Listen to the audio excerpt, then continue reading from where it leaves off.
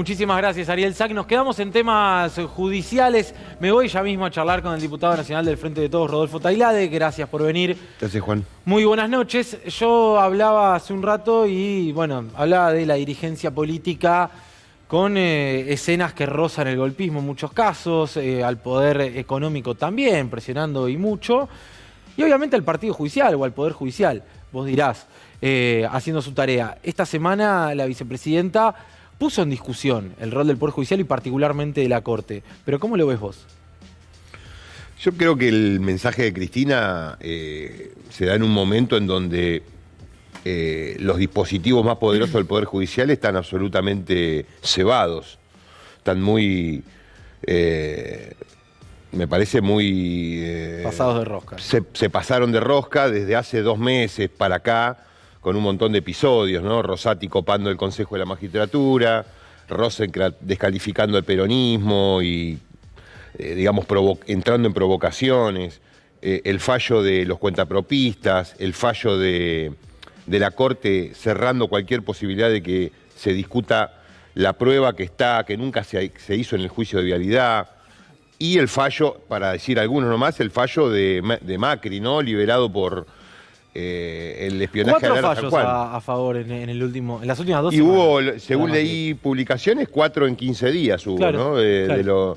Entonces, ese es el momento en donde Cristina elige enviar ese mensaje, que no es un momento, digamos, especial o particular, es un momento, digamos, en donde el Poder Judicial, o que refleja la realidad del Poder Judicial que viene desde hace mucho.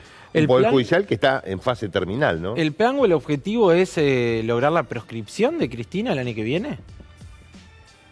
Siempre fue ese el objetivo, siempre fue ese. Desde las primeras convocatorias a prestar declaración indagatoria en principios de 2016 en adelante, ese fue siempre el objetivo. En algún momento, en el 17, plantearon que era conveniente que Cristina se presentara, el mejor escenario era Cristina presentándose, y por lo tanto arreciaron las causas, pero nunca la pusieron al borde de la prescripción con detenciones o alguna condena. De hecho, le piden las detenciones una vez que ella ya tenía fueros, digamos. Nunca la pidieron exactamente cuando no las tenía. Siempre hay una especulación, pero el objetivo final siempre es el mismo, que es proscribir a Cristina. ¿Por qué la quieren proscribir? Porque es la única dirigente del campo popular que está en condiciones de frenar la avanzada digamos, de las corporaciones, del neoliberalismo.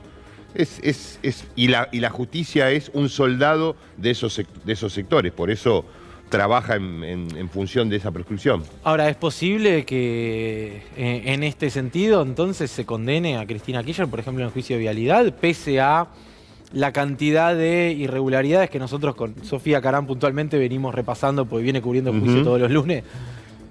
¿Vos crees que sí? Sí, por supuesto que tanto el fiscal Luciani como ese tribunal están, por supuesto que ya tienen escrita la condena. Lo que hay que ver es si con este desparpajo con el que están actuando, van a achicar todos los plazos para que al momento de la contienda electoral estén, digamos, las condiciones para la proscripción, que básicamente sería una condena más 2 ratificaciones. La de la Casación Federal, en donde están Borinsky, Hornos y todos los jugadores de pádel, y la Corte Suprema. Claro, es solo con condena firme. El fallo de vialidad llegaría antes de fin de año. De todas maneras es muy fuerte, ¿no? Pero en Comodoro Pi sabemos que todo puede pasar y realmente no hay material probatorio por una condena, pero sabemos que todo puede pasar. Ari. A ver, se viene hablando de que el Poder Judicial está desatado en contra de Cristina Fernández de Kirchner, habló recién incluso de una proscripción.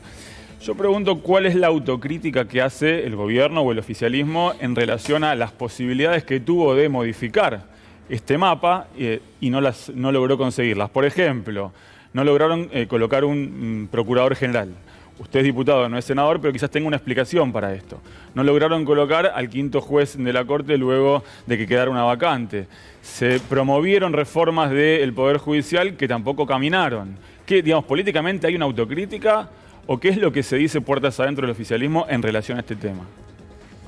Yo te puedo dar mi autocrítica, A ver. no la del Ejecutivo. Nosotros equivocamos la estrategia, digamos, elegimos a partir de diciembre de 2019 la estrategia de dialogar con estos sectores, de buscar acuerdos. Después cambiamos a la autodepuración, digamos, de estos sectores, cada vez peor íbamos, hasta que nos dimos cuenta que no había ninguna posibilidad de consensuar nada, que esta gente, como está pasando hoy, estaba decidido a continuar el plan de persecución y a garantizar la impunidad de Macri. Entonces perdimos 2 años y medio, cuando quisimos acordar ya habíamos perdido las elecciones de medio término, no hay ninguna posibilidad, me parece, en esas condiciones de avanzar en reformas judiciales. No la pudimos hacer antes de la derrota, menos ahora. Con lo cual, la autocrítica que por lo menos hago yo tiene que ver con que la estrategia fue absolutamente equivocada. Nosotros en diciembre de 2019 tendríamos que haber planteado la reforma estructural de la Corte Suprema en todo, en la conformación, en el funcionamiento, en el financiamiento, y a partir de ahí estábamos, digamos, teníamos el poder intacto, más o menos, para hablar en términos políticos en ese momento, y no lo hicimos.